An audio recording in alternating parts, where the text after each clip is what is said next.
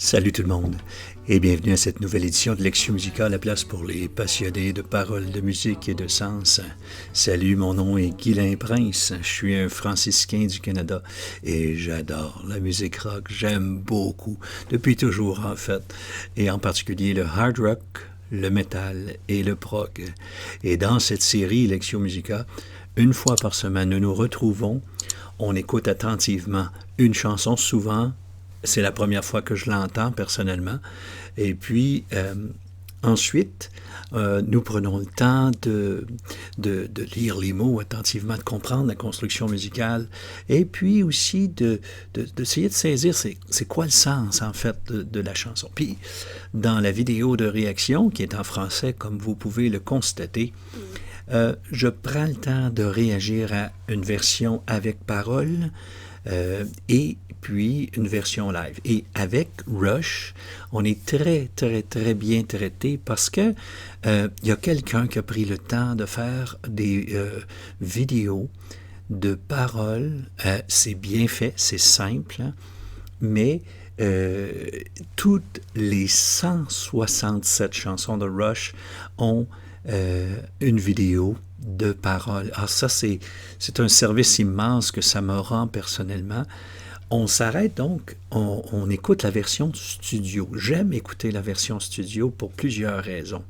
Mais l'une d'elles, c'est que c'est comme ça que les musiciens l'ont imaginé au début. Ça ne veut pas dire qu'ils doivent rester enfermés dans leur création originale, mais j'aime entendre la création originale avec les paroles.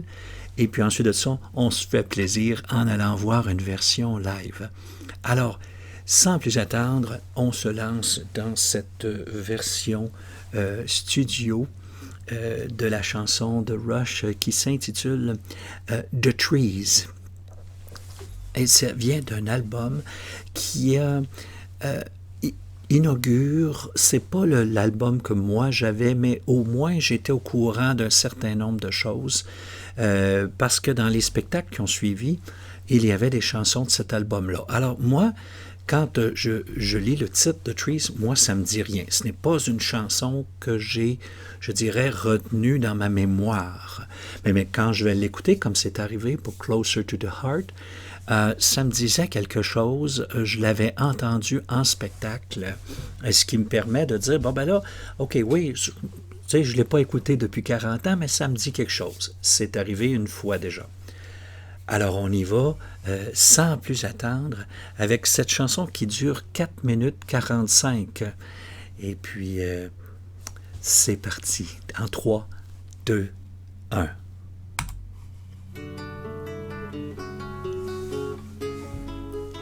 Petite guitare classique. Corde de nylon.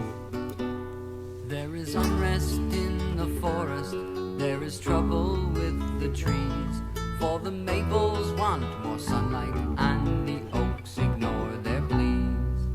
Une petite consonance folk traditionnelle, hein? Ah, pas folk, c'est vraiment plus trad.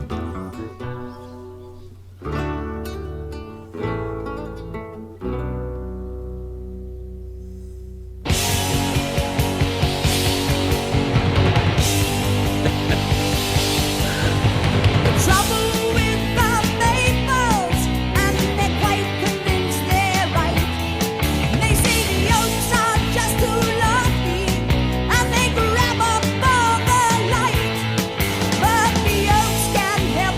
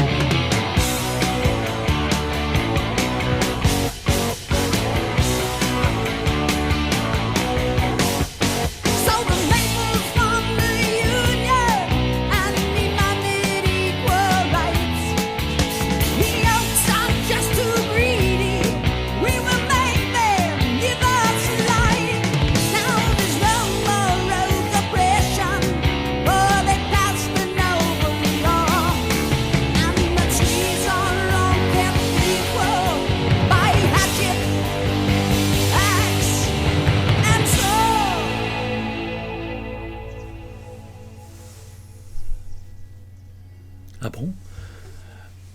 Ben, coudonc. Ah ben là, ouch. Oh, que je suis surpris de cette chanson-là. Ah, jamais entendu, jamais. Je sais pas quoi penser. D'abord, un petit côté trad celtique qui va complètement scier les jambes. Puis ensuite, une histoire d'érable, hein, le maple, et de chêne, si oak, si ma mémoire est bonne. Ce sont des... Donc, une bataille entre deux...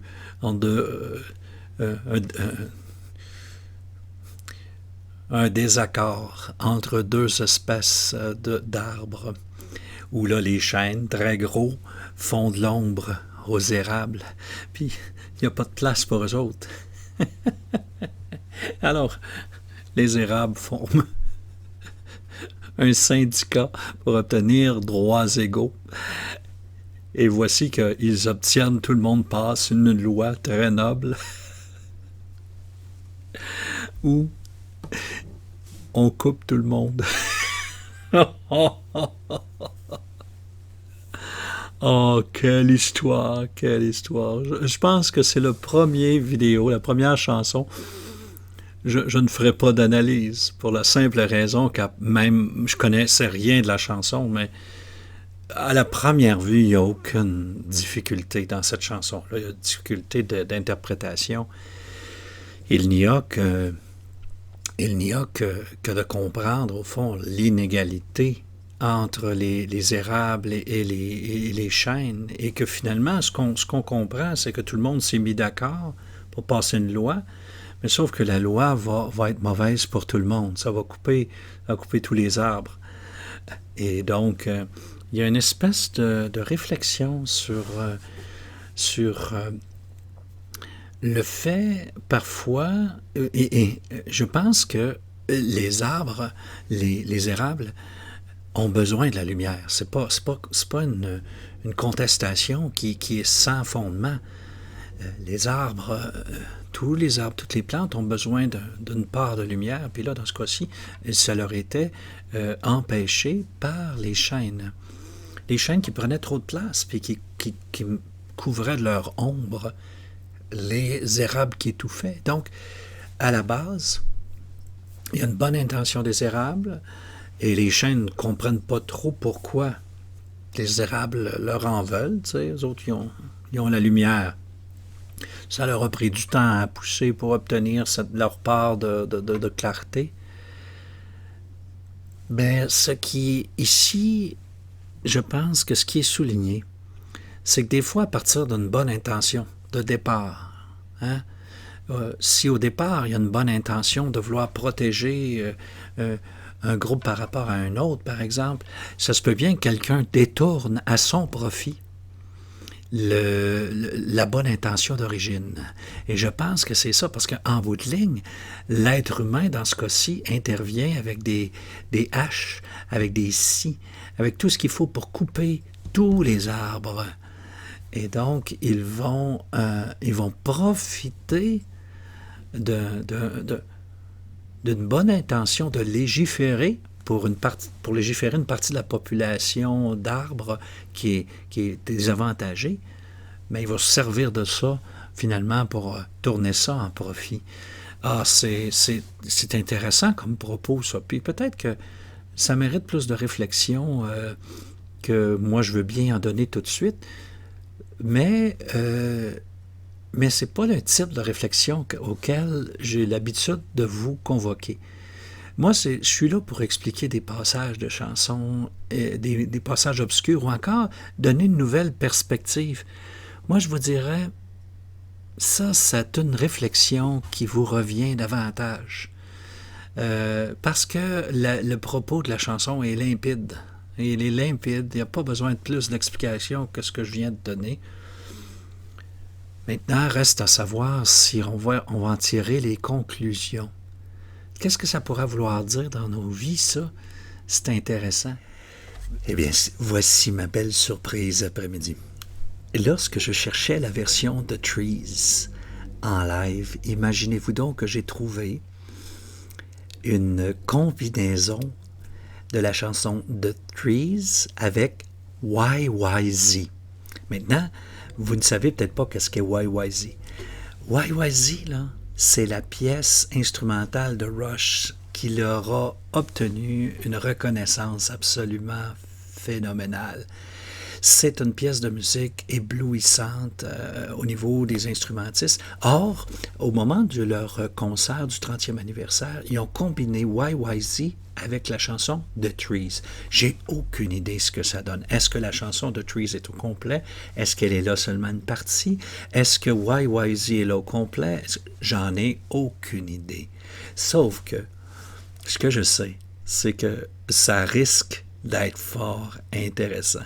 Et comme YYZ, c'est une pièce instrumentale, nous ne l'aurions pas vue normalement dans notre parcours, c'est un beau cadeau que je vous fais puis que je me fais en même temps. YYZ, ce sont les 3 lettres pour indiquer la ville de Toronto, d'où vient le groupe Rush Toronto au Canada. Et vous allez entendre à un moment donné en code morse YYZ. Et c'est ça qui est le titre de la chanson. Alors, on y va dans 3, 2, 1.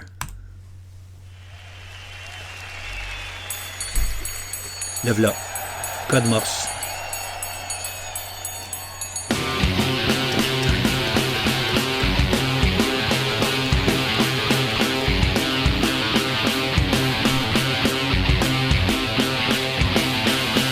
Donc, ça commence par YYZ.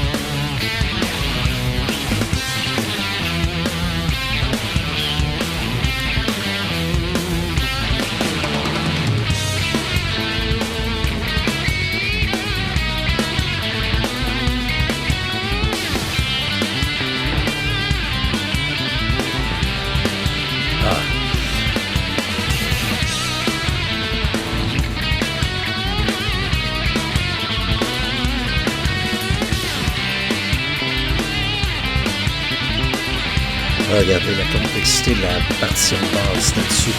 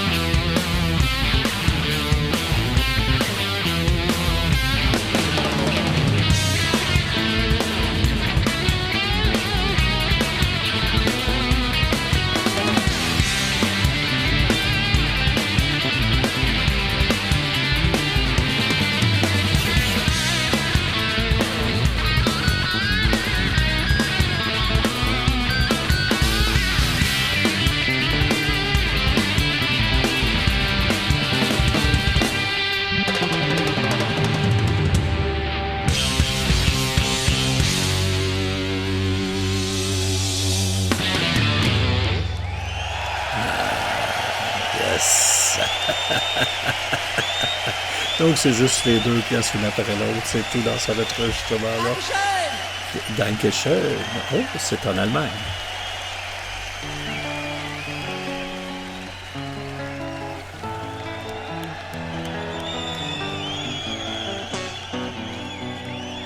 There is unrest in the forest, trouble with the trees, for the maples want more sunlight, the oaks ignore their Ah, les gens connaissent les paroles.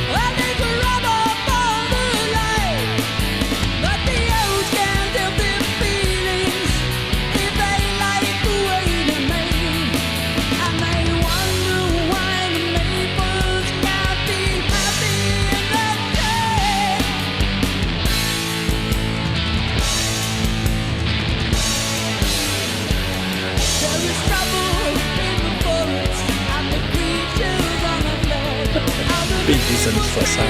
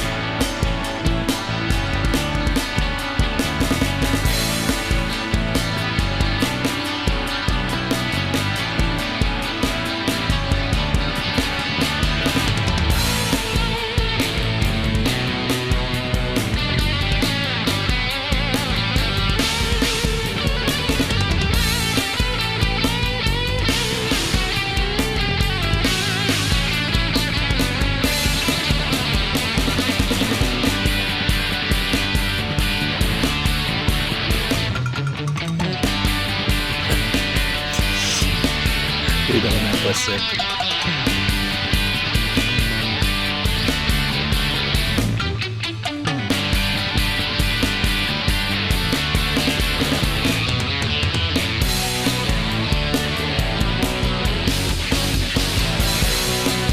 J'aime mieux la version live.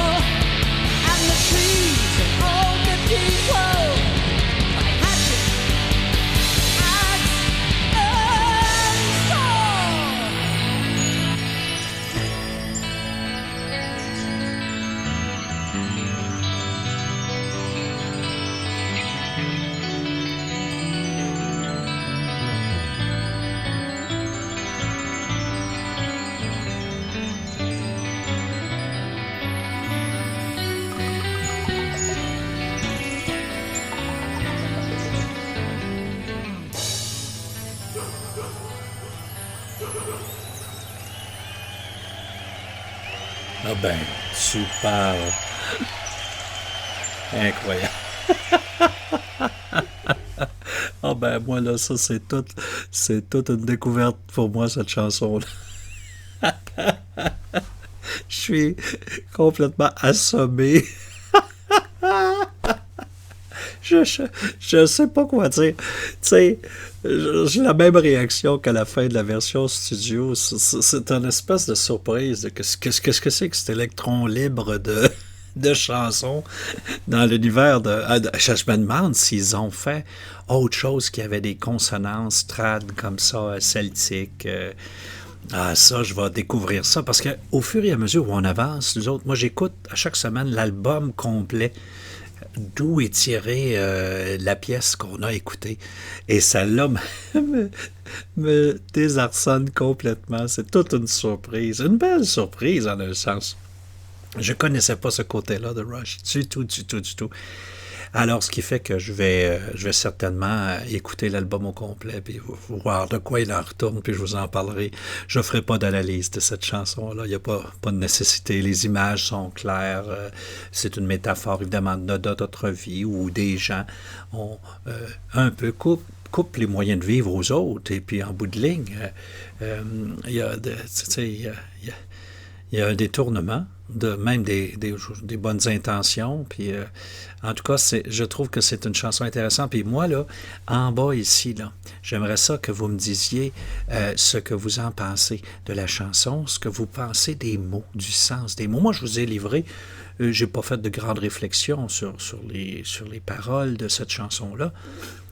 Mais peut-être que j'ai mal saisi, à vous de me le dire. Et puis, si vous y trouvez des grandes qualités à cette chanson-là, allez-y, dites-les-moi. Peut-être ça m'a échappé aussi.